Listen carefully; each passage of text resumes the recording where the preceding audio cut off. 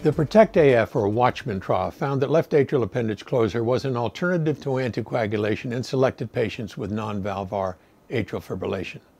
Now these data are looked at again and reported in the European Heart Journal.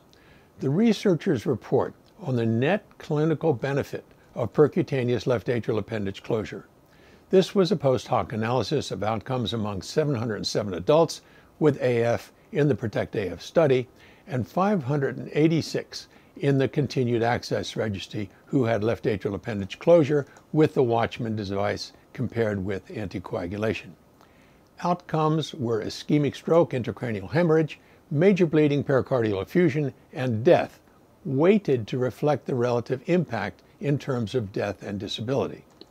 The net clinical benefit, which the researchers were after, was calculated as the sum of annualized rates of these outcomes after intervention minus the rates on warfarin.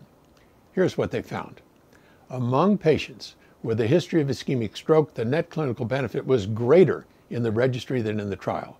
In the registry, the benefit of left atrial appendage closure increased from 2% per year in patients with CHADS-2 scores of 1 to 6% per year in those with scores more than 2.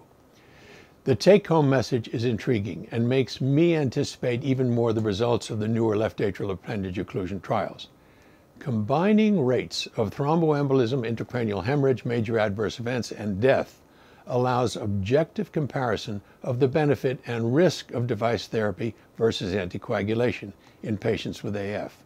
The findings are that the net clinical benefit of left atrial appendage closure is greatest for patients at high risk of stroke. I'm Peter Block, and this is a CardioSource Heart Minute.